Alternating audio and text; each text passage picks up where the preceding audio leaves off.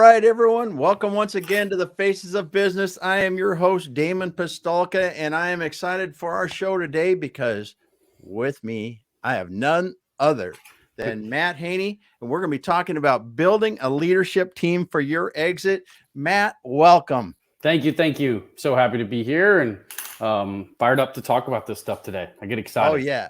It's going to be fun, dude. It's going to be fun. We got lots of stuff to go over, and it's, I always love it when I get to talk to people that have actually been through a business exit.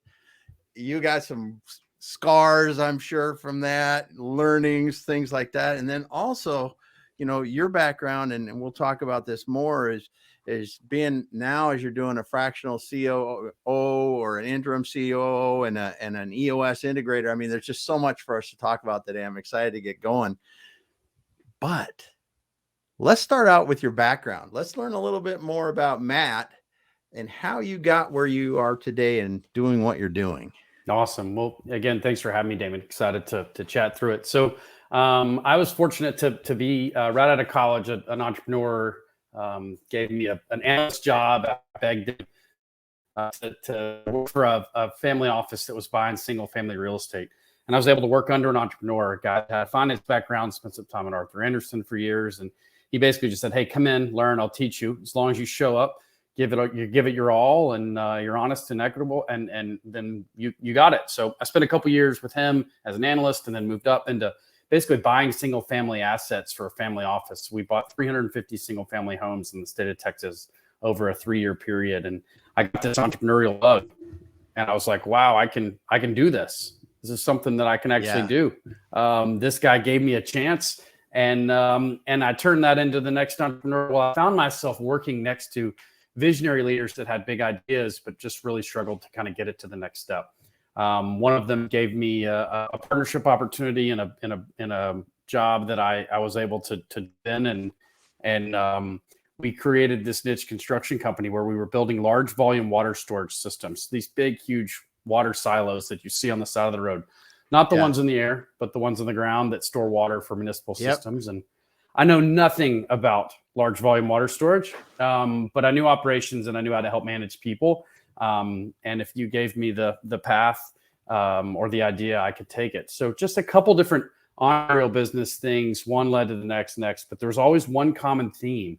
And I was working alongside somebody who had a big vision. And they were very good at dreaming it up, but had some just element of execution that they couldn't quite get to. And I found my niche and as a COO, and then, kind of parlayed that into an interim opportunity where I was going in and working for these same visionary types, but with, confined accomplishments and goals and metrics to work towards. So, just a lot of small to medium-sized businesses figuring it out as we go, Damon. Yeah. Yeah. Well, that's what most people do, honestly. I mean, you look at very few people, I don't know who starts a company and doesn't just get in and figure it out. Right. The internet stories would tell you that there's some playbook for all of it, but in reality, until you've missed a payroll or till you've had somebody not show up and you have to shovel the muck the day, then you don't know. You don't know what it's like. That is so funny. I had someone ask me today, and I'm actually going to see if I can see it. They said, they asked me would love to know if you've got any advice for someone that's starting out building a business. And I was like, where do you want to start? Yeah. Where do you want to start? Because it is like that. And it really, it does take someone with that idea that they know that, they at least think that that's something they can make money on. And I got to really commend those visionaries that take that leap off the cliff and build the plane on the way down, because it is incredible. It is incredible. You use that plane analogy. I mean, I'd say that at least once a week now. Hey, remember, the airplane's flying and we're still bolting on things and we're still figuring out what navigation equipment we're using, but it's flying. Don't lose sight of the fact that we're in the air. And visionaries tend to, there should be this way or that way, that way. It's like, I use a term that I laugh every time I say it. And I've said it a million times. Functional. Yeah. The business is functioning. Things are going the right direction. Yes, we might be dysfunctional, but we're functioning. We're operating. The business is profitable. Metrics look good. Stop being so hard on yourself. Yeah. So it's well, and that's true. that. I tell you that this is one thing, an interesting thing I read this week that's kind of on a tangent, but it talked about visionaries and entrepreneurs in specific, and said that we are the biggest group of people that are, as a group, we're very unhappy because we always measure ourselves against the ideal rather than how much we've gained. Yes. Yes. I was like, yeah. Progress, not perfection. I mean, I have every cliche in the world, and I used to frown at cliches. Now, I'm sure people tell you I like to use them just because they're so true. They're so true. Yes. I mean, just like you said there, it's like, oh yeah, we're not doing this, we're not doing that, but look behind us and look at how big of a boat that we've got, and how many things are going right. So that's right. There's that's room for awesome, but never where you came from, right? Yeah. Awesome. Good stuff. So when you were when you did that first exit, what did you learn as you were going through and buyers were talking and doing those kind of things? What did you learn about leadership team requirements from the buyer's perspective? I'm gonna back up, because I think before my first exit, I got to witness somebody else exit as good. Even that better. was interesting. Yeah, so it was 2013. I was working for a products company, director level at that time, and part of the leadership team, early employee. It's a consumer packaged good, a fitness product, and a typical big visionary CEO. And I got to see him starting to get courted by private equity. And people looking to roll up a series company together. And I wasn't on the executive team, but I ended up kind of getting brought into the fold. As the private equity companies start pulling back the layers of the onion, they want to know, what's this look like? And how's this? And what's that? Well, they confided in me because I could deliver details around the business. Well, I kept like, man, asking all these questions. And I'm thinking, and I'm young at this point. I don't really know what I should and shouldn't say. So I probably shared a little too much, but you start to realize what's important, and they want to know where the skeletons are. They want to know where things are missing, what systems are broken, where we've skimped, where the real problems are. And that just goes to show you, to ask your question about my second exit, my first personal exit, but the second one I was involved in. Every single question they asked the private equity company during that due diligence period, they went around and used against the visionary, because that was their ammo for devaluing some piece of the business. Yeah. And that was like the first time I got to see all this, and I didn't have any exposure or any, downside to this thing. I was just making some cash on this deal, on this business. And so that really framed my mind. It's like, okay, if I ever see this again with my own company, I'm going to go in knowing what somebody, a potential buyer or private equity, is going to ask. And by the way, they got all the same questions. Yes, they do. Yeah. And I tell you what, the funny thing is about it, I was just talking to somebody today. One of our most popular blogs on our website for over 3 years has been, what is it, something like how to get bought by a private equity company or something like that, or what private equity companies look for. And it goes through the list. Oh yeah. It goes through the same thing, because it's all the same. And the funny thing about it is, just like you said, the owners, the visionaries, can have a highly successful, highly profitable business that doesn't look very good to a private equity buyer for a number of reasons. Yeah. And knowing what they're going to ask, or the buyer's perspective, is so critical. It's huge. And if you could even look into that crystal ball of critical mass, learning at 3 years for your ideal time is that's the secret weapon. It's like, and a lot of visionaries, I say a lot of folks that I typically work with aren't looking for I want a 5x multiple of EBITDA in 7 years. They're like, hey, I want to structure this one to get it better. But if you were looking for that number and you did have that vision of what your exit looked like, then we could work backwards into it and set systems and process and people so that you're set up for that. To your point, private equity has a certain thing, and frankly, just any educated buyer that's got a little bit of pocket change or good access to a SBA loan, there's somebody advising them. There's some banker or somebody telling them what to go. Yes. And my work tends to be around, my passion tends to be on early team development and really helping business owners build leaders. And I was fortunate to have somebody invest in me and become the leader. I try to give that back as much as I can. Yeah. Yeah. So you're right. The 3 to 5 year exit, or not 3 to 5 year timeline, and thinking about where you want to be in reverse engineering. I mean, that's what we do. That's what we do in our company. And we're usually working with buyers that do, you figure out, hey, we're worth 5 million today. We want to sell for whatever, 8, 10, 20, Sure. whatever the heck it is. And then you reverse engineer it, like you said, but that 3 to 5 year window allows you to really understand who is going to buy. That's because when we were in private equity running companies, when we bought that company, we knew where the heck we were going to sell it, or had a pretty good idea. We knew the value that we had to get to, and we knew what we had to do.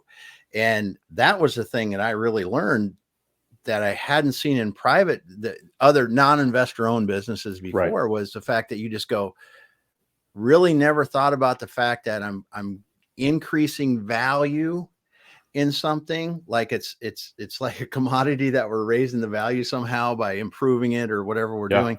And it was foreign to me because I'd worked in family companies before that. And, that's just a family company or privately held mostly are just income generators, right? Absolutely. They really don't think about the asset, the terminal value of that business.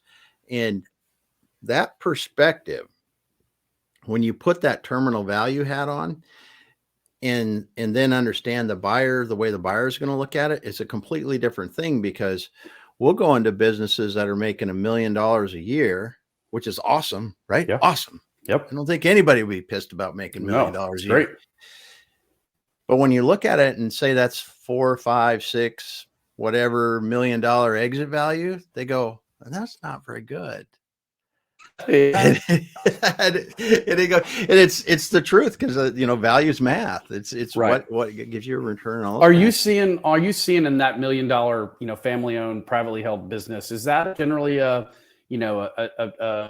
acquirer that's like a general business operator? I mean, private equity is not looking at stuff that's that small, are they? Or are you? No, I guess they aren't. They aren't, unless you're lucky enough to have an add-on that you could fit into a platform really good. Right. A roll up You're of some sort. a really good fit for a roll up into that platform with them. They've already got. That's where we see those going. And really, those you won't get quite the value usually. You can sometimes you get a little better because it could be a nice strategic fit.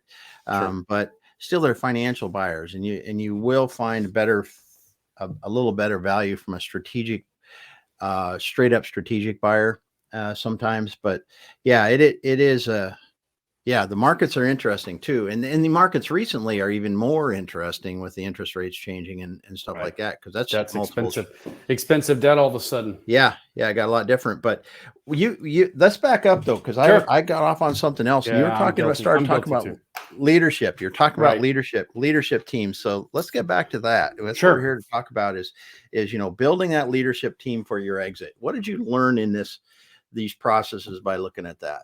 So the biggest thing I've found is in consulting and operating my own business as well, it's just you're placing the appropriate amount of value on what I call that leadership level. That could be a director, VP, could be a manager, whatever it is.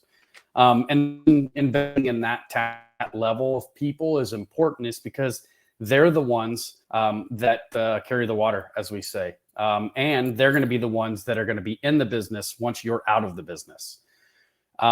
That's the important thing that I learned myself, and I will brag on myself for 1 second, that the leader that I put in my business for 2018 is when I sold it. So it was that 5 years later. He's grown the business exponentially. For me is an absentee owner, and he's done a great job of taking care of the individual that we put in the business. But my whole point with that is, if you put the right leadership level, you're going to make your exit and your transition a hell of a lot easier, because the buyer is going to come in and go, who is this person? What are their skills? How long have they been in the industry? And what level of depth do they add to the business? Right? Yeah. Yeah. I'll give you an example. Taking somebody who's a good operator, maybe they know how to good and they manage operations, but they lack financial acumen. Yeah. Put them in a finance course. Yeah. Get them a certificate. Teach them about P&L. Invest them, because you know what? Comes knocking on the door and says, "Oh, this guy's managed or gal's managed P&L. Mm-hmm. Yeah, we've managed it together for the last 24 months. He or she is perfectly capable of running business in the event that I get hit by a bus or you buy my business." Yes. And that is the thing. And I was fortunate early in my career. I worked for the first investment owners I worked for. They did just that. They sent me away to like school, like 2 or 3 times on finance. I got a hard head. It took a little while, but, and then they actually invested in a mentor for me for an entire year. Love it. And I cannot tell you the difference that made when you think about my abilities before that. Yes, technically I could walk through a business, I could do. Sure. But when you change that to now I can walk into a boardroom and say, we did this and it caused that, and this is why these numbers are like this is. Huge. Now I'm starting to talk like the financial people and the investors, so they understand what we're doing. Yep. That's exactly right. And the thing you said that hit with me was you mitigated the buyer's risk by being educated. And it's in any little incremental de-risking of the transaction you can do gives that buyer more comfort in their multiple and more comfort in the validity of the business. And educating and growing and investing in your leadership team only makes you, the seller, look more what's the word? I guess wise is probably the easiest way to say it. But if you put your what would I look for in a business if I was buying hat on, then you'd look for somebody that's got a leadership team that's been developed and is ideally reporting on metrics. This is what we spend a lot of time on as fractional COOs, is building an operating system like you would for a computer. We build this operating system for the business. Well, what does that mean? Well, it means we're going to have, like we said, 3 years of operating metrics that we can go to the buyer and say, look, we've been tracking these metrics for the last 3 years. Here's our scorecard. Here's our profitability. Here's the volatility. We had an issue here because of this. You can talk to it. So building that structure and having a leadership team that can run the structure is huge. Yes. Yeah. And let's talk about that for a minute. And I will segue into what you were just talking about. Sure. One of the things that we saw when we did that in the times that we've done that is when you put those scorecards in place and you demonstrate over time that we are setting goals and achieving goals, then when you say, and this is where we're going, and that's up, down, wherever you're saying you're going, people and investment buyers will tend to believe you because of your historical. But if you don't have that in place, you said 3 years of information. And when you can have 3 years of, we laid out a budget, we laid out operating goals, and we hit that, we surpassed it, we got close, whatever it is, they're going to be able to use that as an indicator going forward. Because if I say I'm going to Alaska, and the last time I said I was going to Australia, I didn't make it Australia or even close, you're going to wonder if you're going to make it to Alaska. You know? So, and that is, I'm so glad you said that, because it literally, it can be 25, 30% more for the price of your company going out, because they will believe that growth will continue if you've demonstrated it's going just like it has before. Absolutely. And then even one step more to understand around, let's say you're positioning your business for, a strategic acquisition or somebody that has a growth idea, not just, hey, we're going to operate and increase this incrementally. Mm-hmm. If you can evidence that and show that by what you've done, we opened a new category, opened a new geography. Oh, well, what'd you do? We spent this much money and we measured just that piece of it, right? Yeah. And we did it on a shoestring budget. Oh, well, how successful were we? Well, we so much. It took us this long.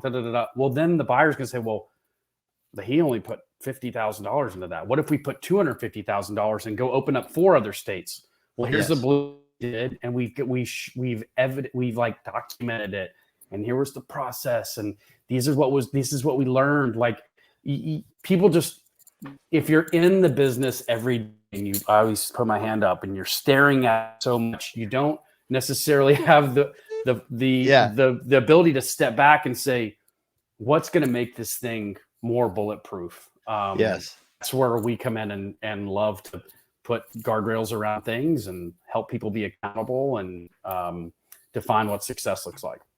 Yeah. Yes. Yeah, that's so cool, because it really is, when you do that, and some of the things that I tell you, in the last 2 years have really changed in our business as growth by acquisition in these smaller, $1 million to $3 million EBITDA companies is going crazy. It was partially driven by interest, but now it's really driven by, if you take a good company and you get your company set up well and it's growing, but your industry's not growing tremendously, you got a lot of growth by acquisition opportunities if you're set up to do it. And really taking those $1 to $3 million companies in EBITDA and turning them into $7 to $10 million EBITDA companies, that's a lucrative spot if you can get in there for the owner's exits. You mentioned something earlier around talking about mentorship. A large part of and this ties into building a leadership team that's ready for scale. A large part of what these I've found is a voice outside of the company. Mm-hmm. You probably wouldn't be, but your viewers would probably be shocked at the level of growth I see in people who get the visionary off the screen or out of the boardroom. Yeah. And that's like, no, because what I'm telling you is that most people aren't investing in that leadership talent for mentorship. They're seen as a conduit to getting business done or whatnot. But when we come in, we give that voice to the leader, and then we start developing them and growing them and holding them accountable. Sounds like I'm micromanaging it. They just want someone to ask questions of. They want to make sure the direction is clear, and giving that voice, be it a mentor or an outsourced COO or your Vistage friend that you trust, just somebody to bounce ideas off of, strengthens them and gives them more acumen. Yes, definitely. So as you're helping these visionaries, now let's talk a little bit about you're an EOS implementer. And I know EOS makes these terms so confusing. The integrator, which is the CO implementer, is the person that sets up EOS. Yes. So we run EOS every day as an operational framework with our companies, but we are COOs, experienced chief operating officers, and that's what we do as fractional integrators. Such a confusing term. Excuse me, integrators. No, it's fine. No. I always say so do I. Either way. So now explain how you've seen EOS or a business operating system change the trajectory of a business and the leadership teams in it. Absolutely. Well, first I want to give a disclaimer. I don't make money off of EOS. I don't pay EOS. Yeah. I don't monetize myself off EOS. And I think because it's right for every company. And it has holes, but I think just like 80-20 rule on everything else, 80% of it's fantastic. Yeah. So what I will tell you is accountability is a dirty word sometimes, but for me, it's not. Because what I've seen firsthand myself is the onset of the word accountability brings fear, but Yep. because it's the element of the unknown, right? But the long-term value and benefits of that accountability are exponential, because Yes. what ends up happening, there is somebody that wants to document their success and they've never known how to do it. Yes. They've never known how to Yes. say to anybody, this is what I did, this is what it meant, and this is what it can look in the future. If you give a leader that, and they can come back to the table, here's all the stuff I've done the last 2 years.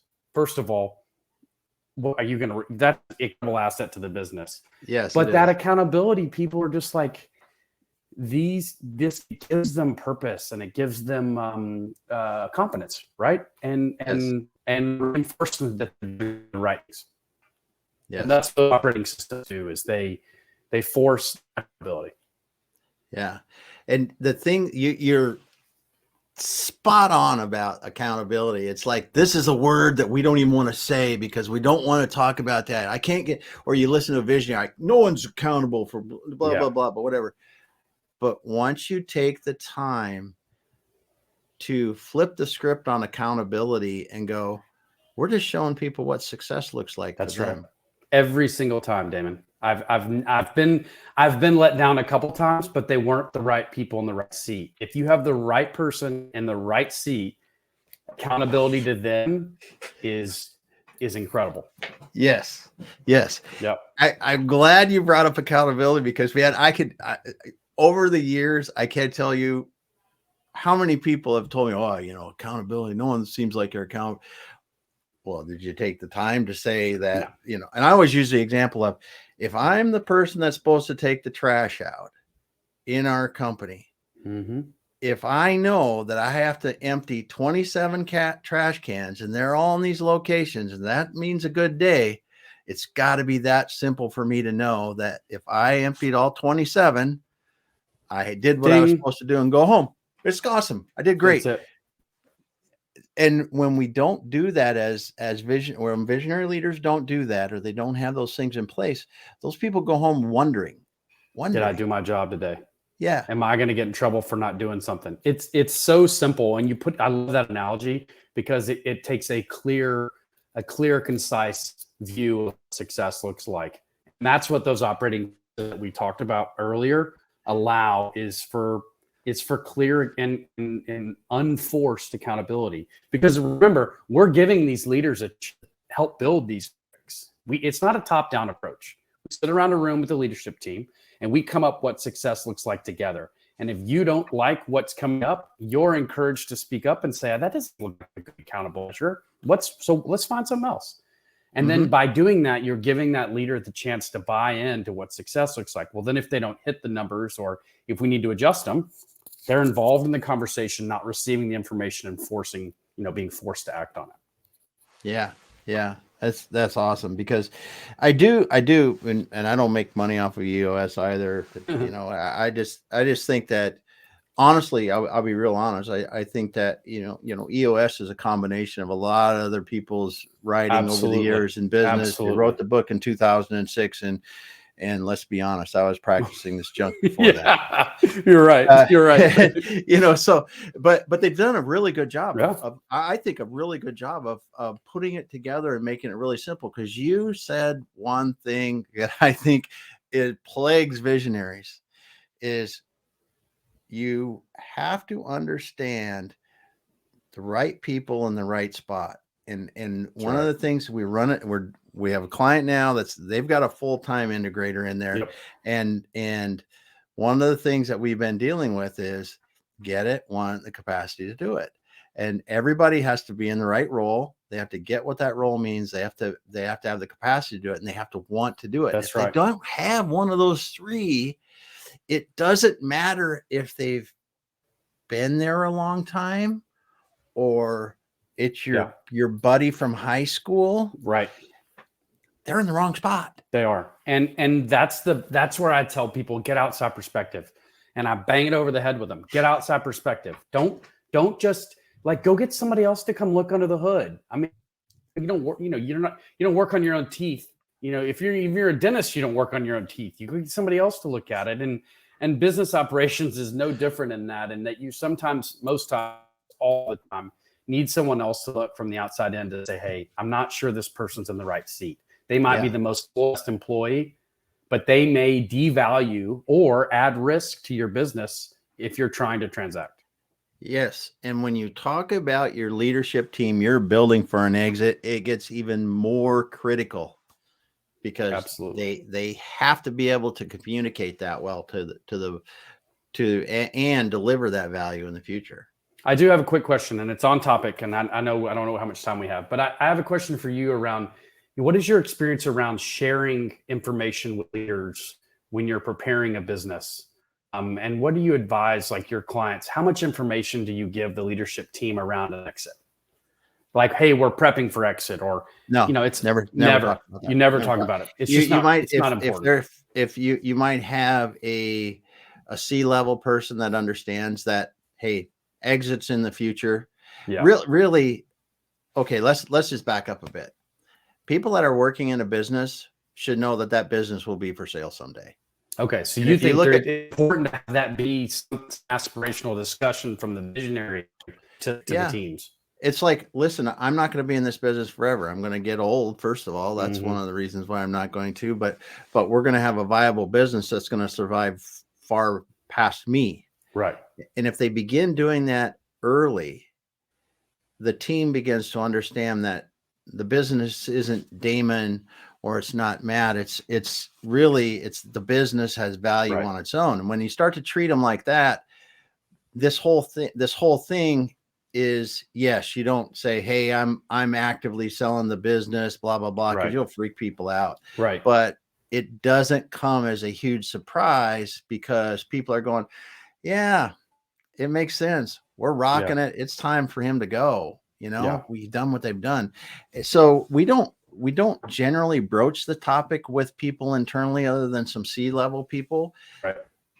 But from an inside perspective, you really don't know any difference, because we're trying to get consistently and incrementally better every single day, every single week, every single month, just like you do. Just constantly. Yeah. Yeah. And it's gradual improvement. Gradual improvement. It's like, I asked that because I'm in an interesting spot as a fractional COO or fractional integrator, because I have the visionary's ear, and I have the vulnerabilities that they share and the challenges that they're coming to me with. And I may know in one ear that they want to sell, but the other ear, I've got the leadership team talking to me, and it's like, it's kind of hard for me to go, golly, we really just need to ratchet another 50 basis points out of EBITDA, and then we can get to that bigger multiple. Like, this is how we can do it. But I can't always go back to the leadership team and say, hey, we need to get another half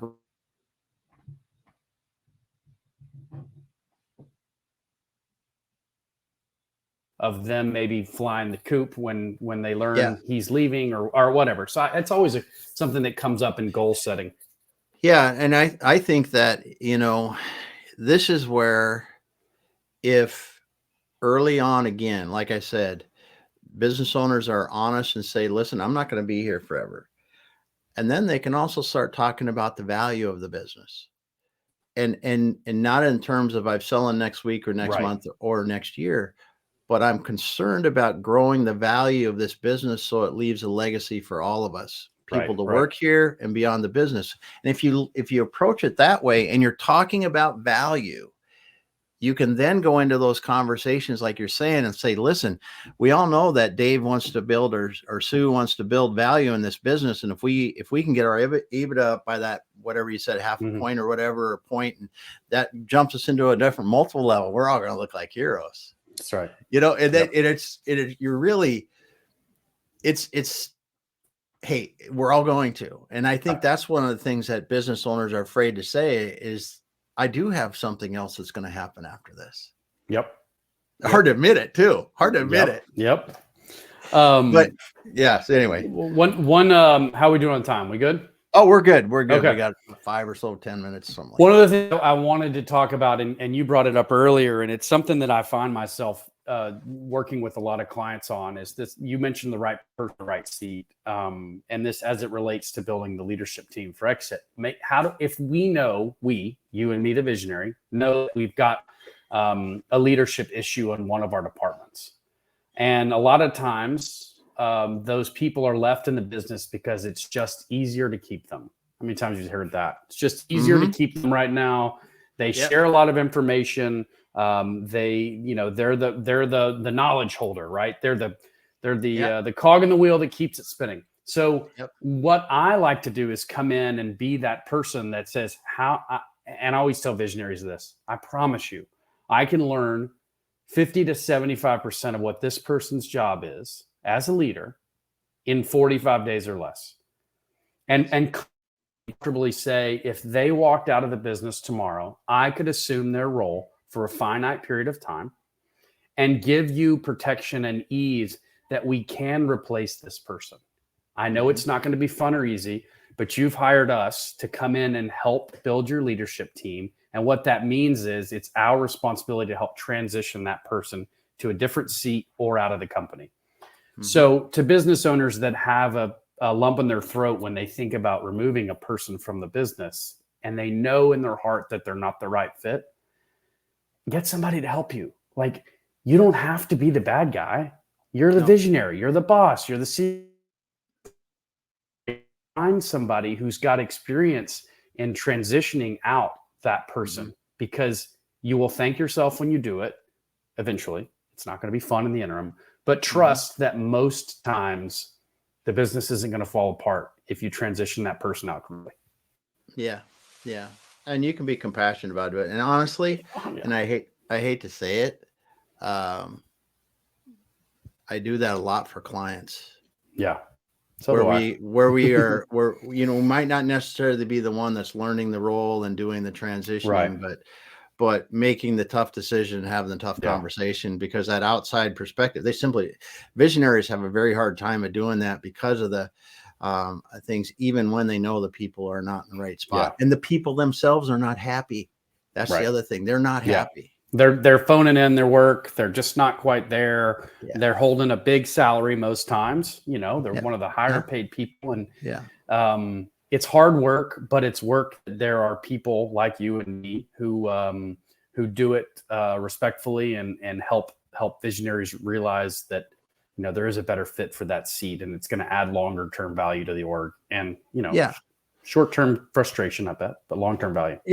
Yeah, definitely. And the other thing it does is it deflects some of the, if there's ill will from that change, it's not on the owner. That's right. The visionary is not the one that gets most of that. And it's like, listen, they're helping me do this, blah, blah, blah. Yeah. Taking that out because they can continue and the other internal people can continue doing what they need to do as well. It's a key thing though. It's so key because that one person on the exit could make the difference between you selling that business or not. I mean, think about it. If we see it, you and I see it, any wise buyer is going to see that this person is being defensive with information. They're withholding things. They're just not interested in having a conversation. I mean, man, what a disappointment to get all the way through diligence to have a leadership conversation with somebody that falls flat, and the guy's like, or guy, this is who's running your ops team. This guy or gal that doesn't care. It's like, oh, I should have thought about that before they all sat down. And so, and the thing is it's not usually a reduction in price. It's usually a binary decision, and it's no, we're going to pass. Yeah. That's the thing, because the risk tolerance of a buyer is gradually, or a seller, the owner, is gradually increasing over time. As that business gets bigger, the risk is a little more over time. But they're also, if they're profitable, they're growing that risk without much debt, or a little bit of debt here and there, it's going down, but that risk is growing over time. But when you think about the buyer, whether it's an individual or a private equity group walking in, they've just taken on that whole load of risk right there. One step, walked in and took it all on. And wrote a big check doing it. And wrote a big check. Wrote a big check. And they've not run the business before. Right. They've not run that business. I don't care if you're in the same industry. I don't care if they have not run that business. That's right. So the better off you can mitigate these risks and do it, the better chance you have of going through it. But that risk difference between the person that owns the business today and the buyer tomorrow is so drastically different. So different. That it might sound like what you're saying. Oh, you can, if I got one real strong person on my leadership team and the others aren't, it really doesn't work that way if they're not gonna be able to hold their own. That's right. So. And how many times have you heard somebody say, "Oh, I like this business, but we don't have anybody to run it. There's nobody to run it. Who's going to run it when the CEO steps down, the visionary steps down?" And that's when I say, "Hello, if you've got a decent leadership team, they're doing the work. They're doing the work. They're doing the work. They're going to run the business." Yes, and they are. That's the plan.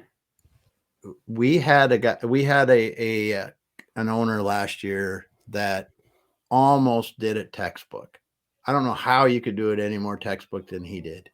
He hired a CEO about 1.5 years before his exit.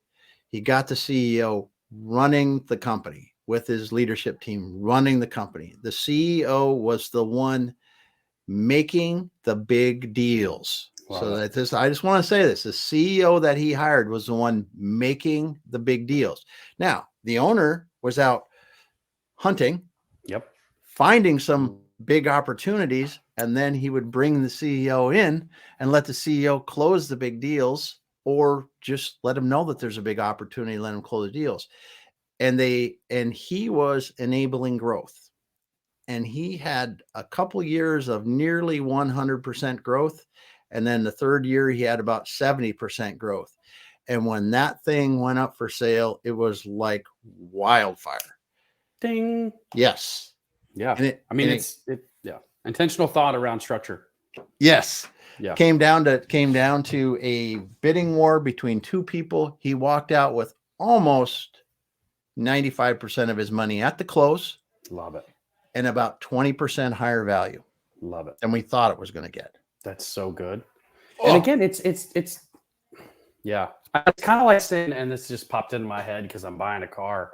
It's like you're getting the Carfax of the business when you've got a leadership team in there that can tell you all these things. And it's like, would you ever buy a used car without a Carfax? No, you wouldn't. You'd want to know that it wasn't in an accident. It hasn't been flooded. What are these things? It's like, that's sort of what you're doing with a leadership team, right? You're 100%. You're putting a bit of some guardrails, some warranty, and some reassurance. And I just think it goes so overlooked. And I think a lot of it has to do with ego and ignorance. Honestly, I don't say that negatively. I just mean sellers, business owners are ignorant about what it takes to transact, and they need more direction and wisdom. And a lot of times, putting their leadership team through training or investing in operating systems is at the front of their mind.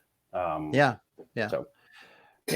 it's something that the people that have done it and seen it succeed, that's why we get so passionate about it. It's because it's true. Also, you can't deny it. It's true. You're exactly right. Right. Matt, it has been absolutely incredible, dude, having you on. It's so much fun talking to you about this because you've been there, you've helped a lot of entrepreneurs and visionaries. You yourself have gone through the process of building and exiting companies and being around exits. And man, so great to talk to you about awesome. Building a leadership team for your exit. Well, I'd love to tell you for a second about what we're doing at Wolf's Edge. Yes, so do that. I'm a fractional COO, and what that means to most people that aren't familiar is I'm brought in by visionaries or CEOs to help essentially co-run their business, add structure and formality. And there's 12 of us over at Wolf's Edge. We are all experienced executives, and we all love growing and scaling businesses. And we work fractionally. So what that means is we work, basically a day or two a week with several different clients. And our goal to get them in 3, 6 month, 9, 12 engagements, get them in and out. And our job is based on our success is based on transitioning or graduating you into that. So that's what we do every day, all day. And that's awesome. You can find us online at Wolf's Edge Integrators, all over LinkedIn, all over the internet. And that's what we do. Yeah. The guy, I always say guys, and I want to just peel people, guys and gals. Yeah. Because folks. Lots of great folks. Folks. There you go. There folks. you go. it's at Wolf's Edge, you're doing some great work there. We've got an incredible team, Damon. I'm not gonna lie. Yes, I love it, and it's so much fun when you get to talk with experienced people like yourself and the others on your team there at Wolf's Edge, and really see the value that people can access if they choose to. That's right. That's exactly right. Very well said. Well, Matt, thank you for being here. I want to thank Alana. Thanks so much. She talked about, she was talking about this when we were going through the projections and how you've done. You were talking about the scorecards and the length of time. It's so awesome to see that. And thanks so much for being here, everyone. If you haven't heard this whole thing and listened to Matt, go back to the beginning. I mean, there's some real gold in here he was dropping. And also follow up with Matt on LinkedIn here, Matt Haney, Haney, and Sinclair Ventures. Just thanks so much for being here. Thanks everyone for listening. Love it, Damon. Thanks for your work. Talk to you soon. We'll be back again next week. Take care. Hang out.